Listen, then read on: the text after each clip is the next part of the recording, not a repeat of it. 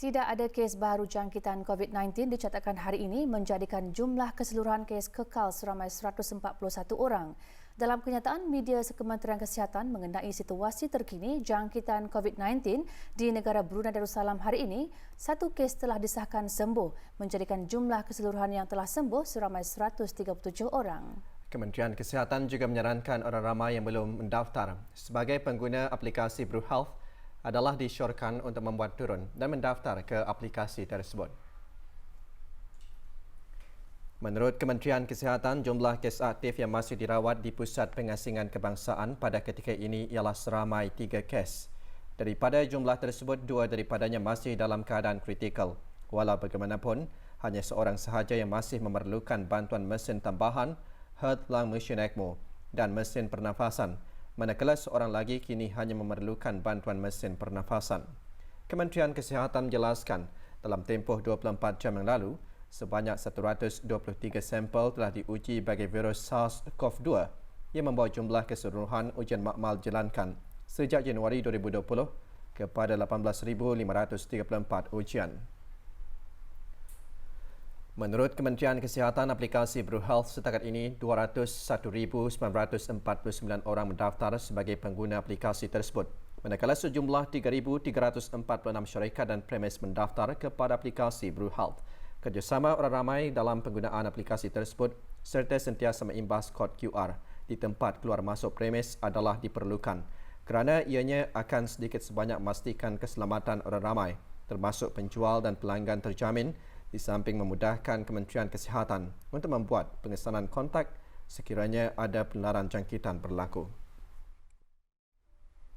Umat Islam di negara Brunei Darussalam menyambut kedatangan 1 Syawal dalam kebiasaan baharu ketika negara berhadapan dengan situasi pandemik COVID-19. Solat Aidilfitri pada kelazimannya diadakan di masjid-masjid, surau dan balai ibadat di negara Brunei Darussalam kini dilakukan secara persendirian bersama dengan keluarga di rumah masing-masing.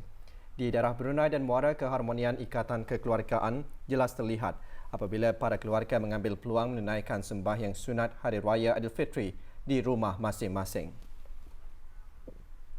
Dan seterusnya di hari yang mulia, lagi berbahagia ini, kita mengucapkan pula setinggi-tinggi puji dan syukur kehadrat Allah Subhanahu wa taala. Sebelum ini saya bertugas di perkemahan Lumut, mengimam di sana sebagai imam. Itulah terasa sedikit perbedaan sembahyang dari masjid mengimam di sana dan mengimam di rumah. Alhamdulillah juga di sembahyang di rumah ini boleh mengeratkan keharmonian kekeluargaan. Alhamdulillah, hikmah di sebalik pandemik COVID-19 ini adalah pengalaman saya sekeluarga berimamkan dan mendengarkan khutbah sempena solat sunat Hari Raya Aidilfitri bersama suami saya sendiri, yang mana ini dapat mengeratkan lagi ikatan kekeluargaan. Pelaksanaan sembahyang sunat Hari Raya Aidilfitri juga dipermudahkan dengan inisiatif Kementerian Hal Ehwal Kamar dan Jabatan Percetakan Kerajaan yang telah menyediakan dan seterusnya mengaktifkan buku panduan sembahyang sunat Hari Raya Aidilfitri dan teks khutbah Hari Raya Aidilfitri. Dalam masa yang sama, ketahuilah doa merupakan senjata dan cara kita sebagai hamba untuk mengadakan sembahyang Hari Raya Aidilfitri di rumah adalah satu kesempatan bagi saya untuk membimbing, mengasuh anak-anak dan menantu serta cucu-cucu. Untuk persiapannya, maka saya telah membuat satu mimbar kecil untuk membolehkan kami membaca khutbah dan bersembahyang berjemaah bersama keluarga. Dan alhamdulillah, isteri dan anak-anak memberi sokongan dan telah memberi kerjasama yang sebaik-baiknya. Solat Hari Raya di rumah, perasaan saya rasa berbahagia kerana dapat mengeratkan silaturahim bersama keluarga. Itu yang paling utama sekali lah. Saya mengalami pengalaman baru, iaitu baru pertama. Alhamdulillah, saya rasa bersyukur. Pelaksanaan sembahyang sunat Hari Raya Aidilfitri di rumah masing-masing adalah wajar dalam konteks ancaman COVID-19 yang sedang dihadapi. Ianya langkah bijak dalam menyambut sambutan Hari Raya Aidilfitri dalam masa yang sama masih melakukan dan mempertingkatkan amalan serta langkah berjaga-jaga agar wabak tersebut dapat dikawal dan dihindari. Allah.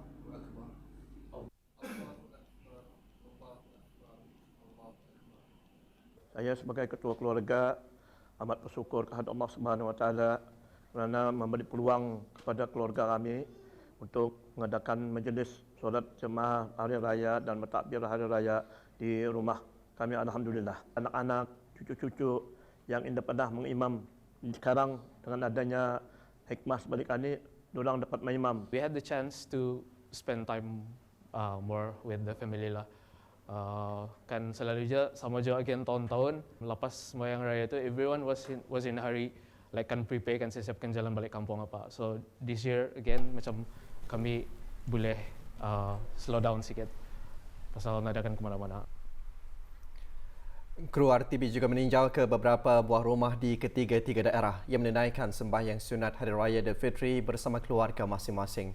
Semasa tinjauan di kediaman Yang Berhormat Awang Haji Umar Ali bin Esong, Ahli Majlis Mesyuarat Negara di Kampung Kudang, suasana sembahyang sunat Hari Raya Aidilfitri dilaksanakan bersama kaum keluarga mengikut garis panduan yang ditetapkan oleh Kementerian Kesihatan.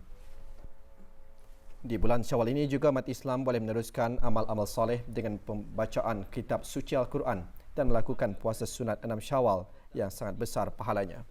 41 Hijrah bersamaan 2020 Masihi ini, kita berhari raya tidak seperti biasa pada tahun-tahun yang lalu. Walaupun tangan tidak dihulurkan untuk bersalaman, dengan adanya kemudahan komunikasi canggih yang membolehkan untuk berhubung antara satu sama dengan yang lain. Ini masih juga memberi peluang untuk terus bersilaturahim dan bertanya khabar serta mengucapkan selamat Hari Raya kepada keluarga serta sahabat handai sebagai menggantikan perjumpaan fizikal. Ada hikmah di sebaliknya. Perkara ini adalah merupakan pengalaman yang tidak mungkin kita ni lupakan. Selain daripada itu, ianya memberi keinsafan serta kesedaran betapa pentingnya kita ni amalkan kesederhanaan dan sentiasa bersyukur kepada nikmat yang Allah beri. Walaupun ia secara sederhana tetapi tetap mengeratkan silaturahim kita ni, iaitu melalui dengan aplikasi WhatsApp, iaitu dengan cara menghantar dengan cara WhatsApp pengucapan selamat hari raya kepada teman-teman, saudara handai dan kaum kerabat kita ni ya. Jadi apa-apapun kita ni tetap mengadakan sambutan hari raya ni walaupun tidak ada kunjung mengunjung. Ada hikmahnya yang telah dijadikan oleh Allah Ta'ala, mungkin mengelakkan daripada sifat pembaziran. Umat Islam di daerah Temburong juga turut sama menyambut kemeriahan Hari Raya Aidilfitri dengan bertakbir serta menunaikan sembahyang sunat Aidilfitri berjemaah di rumah bersama keluarga masing-masing. Kru RTB cawangan daerah berkenaan membuat pendekatan suasana sembahyang sunat Hari Raya Aidilfitri di rumah kediaman Yang Berhormat Awang Haji Imran bin Haji Sabtu, Ahli Majlis Mesyuarat Negara. Walaupun suasana kemeriahan sambutan Hari Raya Aidilfitri tidak seperti kelaziman tahun-tahun sebelumnya, namun ianya memberi peluang untuk memeriahkan suasana baru dengan mengerjakan sembahyang sunat Aidilfitri bersama keluarga di rumah. Dan terhindar dari sebarang wabak, mara bahaya dan bala bencana. Amin ya rabbal alamin. Sementara itu, para penduduk di daerah Blight juga tidak ketinggalan mengadakan sembahyang sunat Hari Raya Aidilfitri secara persendirian. Dalam menunaikannya, amalan dan langkah berjaga-jaga perlu dipertingkatkan. Antaranya bagi keluarga yang besar hendaklah memastikan garis panduan dipatuhi di samping melaksanakan penjarakan sosial dan mengelakkan amalan bersalaman memadai dengan memberi isyarat seperti meletakkan tangan di atas dada, memberikan senyuman atau menganggukkan kepala sebagai tanda hormat. Puasa 6 hari afdal dilakukan pada hari raya kedua. Ikuti penjelasan mengenainya sebentar nanti bersama penolong pensyarah Fakulti Usuluddin Junisa.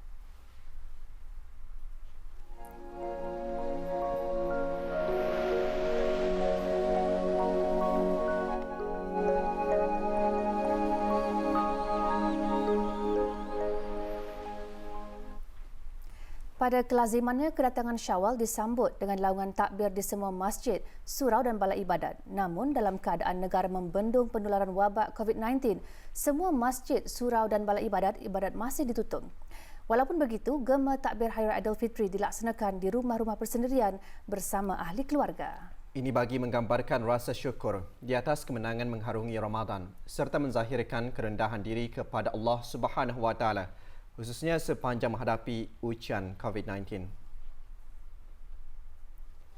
Antara amalan sunnah yang boleh diamalkan ketika sambutan Aidilfitri ialah memperbanyakkan takbir Aidilfitri.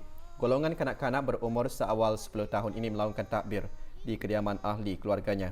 Ia diketuai oleh Awang Muhammad Tahfiz Sufwan bin Zuraimi.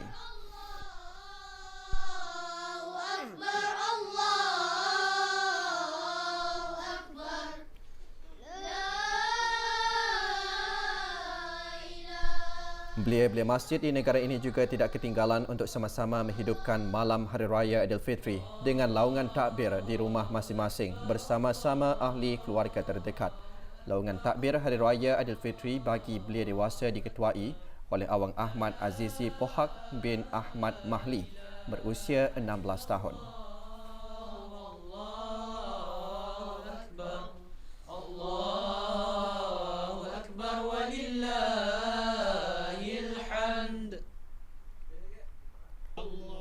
Gema takbir Hari Raya juga dilakukan oleh ahli-ahli Persatuan Warisan Kedayan Jerudong. Antara kepentingan takbir raya adalah sebagai tanda kemenangan melawan hawa nafsu mazmumah sepanjang Ramadan, lambang penyatuan ummah kerana umat Islam membesarkan dan melaungkan takbir yang sama di seluruh dunia boleh menyejukkan jiwa, menenangkan fikiran dan melapangkan hati untuk bermaafan serta penyubur ukhuwah dalam mengukuhkan ikatan persaudaraan umat Islam. Meskipun sambutan Hari Raya pada tahun ini tidak sama seperti tahun-tahun sebelumnya disebabkan dengan pandemik coronavirus, namun masih ada hikmah di sebalik situasi COVID-19 yang boleh dihayati. Antaranya dengan kurangnya kunjung-mengunjung dan memenuhi jemputan rumah terbuka pada tahun ini, pastinya memudahkan untuk menjalankan ibadah puasa sunat 6 hari di bulan Syawal. Ibadah puasa sunat 6 hari afdalnya dilakukan mulai hari raya kedua secara berturut-turut, namun dibolehkan mengerjakannya berselang-seli hari sepanjang bulan Syawal.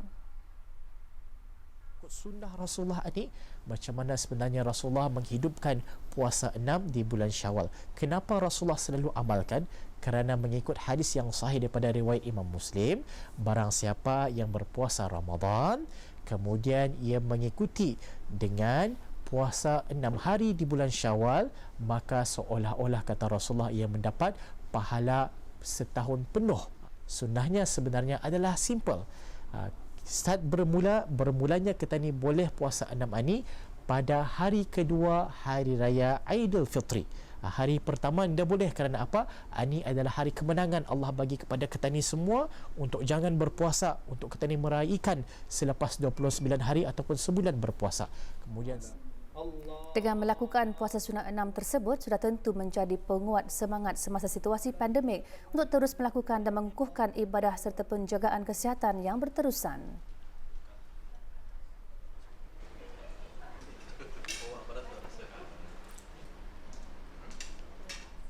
Mudahlah bagi untuk umat Islam melaksanakan puasa sunat 6 hari di bulan Syawal tanpa memikirkan untuk memenuhi undangan panggilan rumah terbuka. Sama-sama kita ni berpuasa 6 semasa bulan Syawal. Kita ni ke mana-mana, jadi mudah untuk kita ni melakukan puasa 6 semasa bulan Syawal. 6 hari berturut sekaligus pun bisa. Kementerian Kesihatan pun sudah memberi kita ni panduan supaya kita ni lebih untuk berada stay at home atau berada di rumah tu, dan ini merupakan satu peluang lah kata ni dapat menjalankan ibadah puasa 6 hari itu. Bersua kembali. Bulan Ramadan baru saja berlalu meninggalkan kita. Pastinya pemergian bulan Ramadan akan terus dirindui oleh umat Islam. Bagi mereka yang berjaya menunaikan ibadah puasa di bulan Ramadan, setentunya akan dapat merasakan kemanisan dan indahnya amalan berpuasa sehingga kesan tarbiyah sepanjang bulan penuh keberkatan itu masih berbekas di setiap jiwa Muslim. Meskipun Ramadan tahun ini sangat berbeza dengan tahun-tahun sebelumnya, berikutan penularan wabak COVID-19 yang menyebabkan penutupan sementara semua masjid, surau dan balai ibadat seluruh negara. Namun, ia tidak menghalang umat Islam untuk menghidupkan malam-malam Ramadan. Sembahyang sunat tarawih berjemaah dan bertadarus membaca Al-Quran antara ibadat yang paling dinantikan dalam bulan Ramadan. Amalan-amalan tersebut sangat signifikan dalam menyemarakkan bulan penuh berkat itu. Kelazimannya, amalan-amalan tersebut dilakukan di masjid-masjid dan tempat lain secara berjemaah. Bagaimanapun, penularan wabak COVID-19 telah merubah kebiasaan sebelum ini. Umat Islam masih meneruskan aktiviti bertadarus bersama keluarga di rumah masing-masing. Walaupun dengan penularan COVID-19 ketika ini, ia tidak sedikit pun menghalang umat Islam untuk membaca Al-Quran walaupun hanya di rumah dan online. Malahan, ia memberi kesempatan untuk menanamkan rasa kecintaan kepada Al-Quran sesuai dengan Ramadan, bulan turunnya Al-Quran.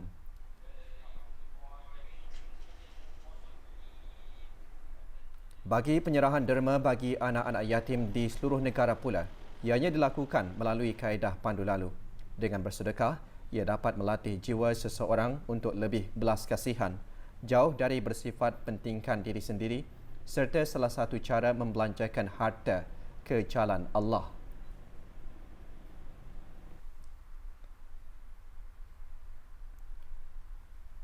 Peristiwa nuzul Al-Quran atau turunnya kitab suci Al-Quran merupakan detik agung yang berlaku di bulan Ramadan.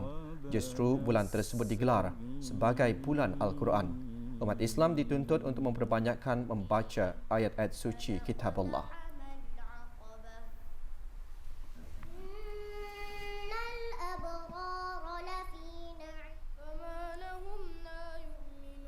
Ganjaran pahala yang besar dari Allah Subhanahu Wa Taala menanti mereka yang melaksanakan ibadah puasa Ramadan dengan penuh keimanan dan ketakwaan serta seperti melakukan amalan-amalan sunat antaranya bersedekah.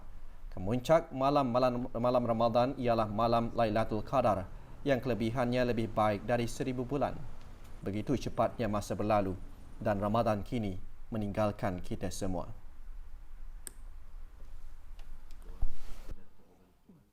Rindu bagi saya meninggalkan bulan Ramadan. Saya berdoa kehadrat Allah Subhanahu Wa Taala semoga kita semua dipanjangkan umur dan bertemu lagi di bulan Ramadan yang akan datang. Ramadan pada tahun ini dapat memberikan kita banyak pengajaran dalam menghadapi wabak pandemik COVID-19 ini.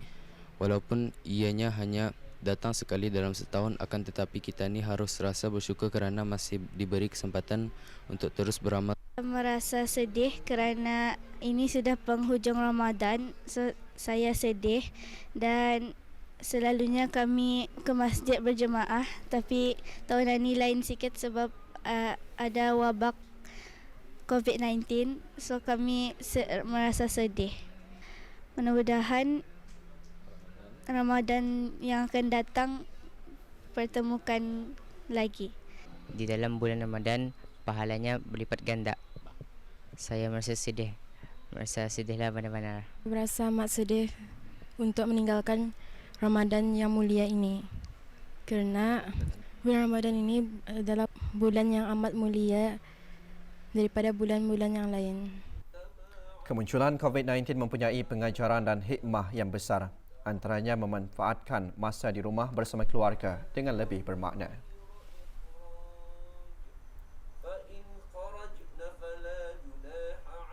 Alhamdulillah, satu kesempatan mengajar anak-anak untuk menjadi imam bilal bertadarus dan sembahyang fardu. Begitu juga bertadarus di rumah masing-masing. Satu kebaikan juga untuk kita ni sebagai satu rahmat daripada Allah SWT. Ada juga hikmahnya pulang COVID-19 ini macam memberikan keyakinan untuk kami macam jadi imam pandai sudah jadi imam sekarang. Alhamdulillah lah. Mudah-mudahan juga COVID-19 ini segera berakhir dan mudah-mudahan juga kita ni akan dipertemukan pada Ramadan yang akan datang insya-Allah. Walaupun dah sama macam Ramadan tahun lepas pasal disebabkan oleh COVID-19 ni, di mana kami dah dapat solat di masjid. Tapi walau bagaimanapun kami dapat solat berjemaah di rumah. Dan mudah-mudahan Ramadan pada tahun depan kembali seperti biasalah. Dengan berakhirnya bulan Ramadan bererti umat Islam akan menyambut Hari Raya Aidilfitri. Inilah hari kemenangan bagi umat Islam yang berjaya melaksanakan ibadah puasa dengan sempurna. Sambutlah Syawal dengan penuh kesederhanaan. Semoga kita akan dipertemukan dengan Ramadan yang akan datang. Bulan rahmat, bulan yang dirindui oleh semua umat Islam.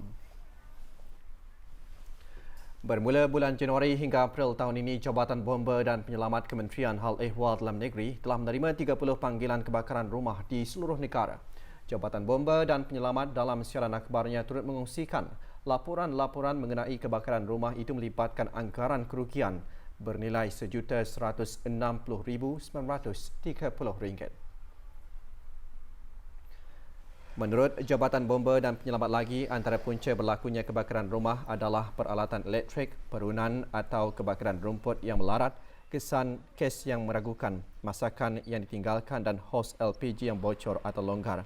Jabatan Bomba dan Penyelamat dalam pada itu menyarankan orang ramai agar tidak meninggalkan masakan serta memeriksa komponen-komponen dapur memasak, tidak melakukan pembakaran terbuka, elakkan penggunaan elektrik yang berlebihan serta mematikan suis yang tidak digunakan, memastikan pendawaian elektrik dalam keadaan baik, memastikan kediaman dilengkapi dengan peralatan keselamatan kebakaran dan tidak meninggalkan warga emas, orang yang berkeperluan khas serta kanak-kanak bersendirian. Akibat melakukan ugutan ke atas seorang pekerja di salah sebuah syarikat swasta, seorang lelaki tempatan dihadapkan ke mahkamah atas dakwaan di bawah Seksyen 383 dan 384 Kanun Hukuman Jenayah Penggal 22 iaitu pemerasan. Suspek dipercayai melakukan ugutan tersebut kerana terdesak untuk mendapatkan wang bagi membayar hutang. Tangkapan dilakukan oleh keanggotaan Ibu Pejabat Daerah Polis Belait dan Balai Polis Panaga terhadap Muhammad Afham Wafi bin Bujang berumur 25 tahun bagi membantu siasatan kes ugutan jenayah ini. Tertuduh dihadapkan ke Mahkamah Magistrate Bandar Seri Begawan dan kes disiasat mengikut Seksyen 383 dan 384 Kanun Hukuman Jenayah Penggal 22 iaitu pemerasan. Pihak mahkamah telah memerintahkan tertuduh untuk direman di penjara Marang Burong sehingga tarikh sebutan kes selanjutnya. Jabatan Siasatan dan Kawalan Lalu Lintas JSKLL Pasukan Polis Diraja Brunei dengan kerjasama Jabatan Kastom dan Eksais Negara, Jabatan Imigresen dan Pendaftaran Kebangsaan serta Biro Kawalan Narkotik BKN melaksanakan operasi sepadu Sekatan Jalan Raya pada 22 Mei lalu. Operasi yang dijalankan di kawasan Jalan Utama Mentiri Hala Lebuh Raya Muara Tutong diketuai oleh Ketua Unit Penguatkuasa JSKLL Timbalan Penguasa Polis Ang Leibi. Sekatan Jalan Raya bermula sekitar pukul 9 malam melibatkan 62 pegawai dan anggota dari kesemua agensi penguatkuasa undang-undang dan telah merekodkan sebanyak 55 kes secara keseluruhan berdasarkan pelanggaran di bawah Akta Penguatkuasaan masing-masing. Operasi sepadu dikendalikan oleh Jabatan Siasatan Kawalan Lalu Lintas Pasukan Polis Diraja Brunei bersama dengan agensi-agensi penguatkuasa undang-undang dari jabatan-jabatan kementerian lain termasuk Jabatan Imigresen dan Pendaftaran Kebangsaan, Jabatan Kastam dan Eksais Diraja dan bahagian penguatkuasa agama. Seperti lazimnya, operasi menumpukan terhadap pengguna jalan raya bagi memastikan pengguna sentiasa peka akan keberadaan penguatkuasa undang-undang yang berhempas pulas dalam memastikan kepentingan mematuhi undang-undang demi menjaga keamanan dan keselamatan amnya.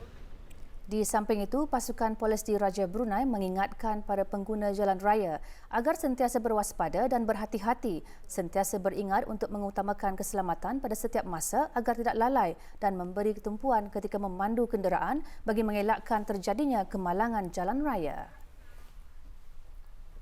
Apabila menyebut Hari Raya, pasti ramai yang teringat akan kuih mor. Tidak heranlah, kuih mor begitu sinonim dengan Hari Raya. Namun, berapa ramai yang tahu akan cara pembuatannya? Untuk mengetahuinya, kru RTB Liana Suhaimi ada laporannya. Bentuknya bulat, berwarna putih dan pecah di mulut. Itulah kuih mor.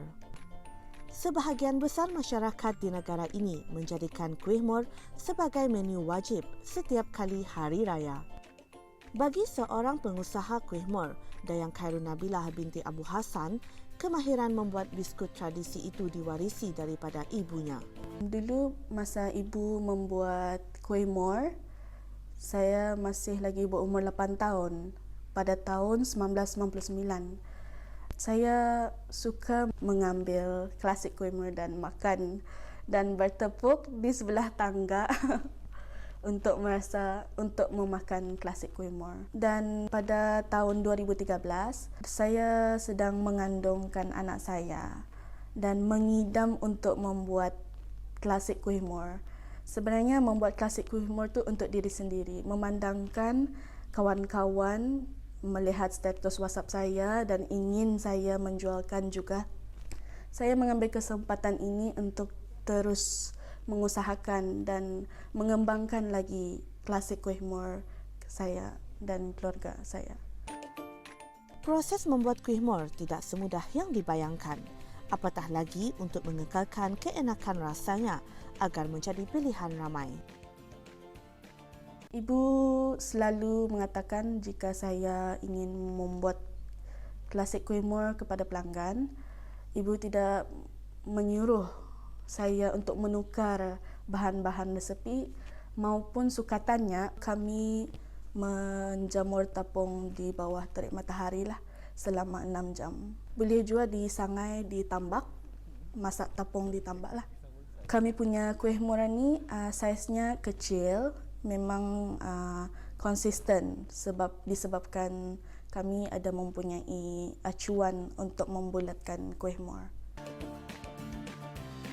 Meskipun kuih mor telah melalui perubahan seperti bentuk dan perasa yang pelbagai seiring dengan peredaran masa, namun pengusaha muda ini tetap mengekalkan kuih mor klasik.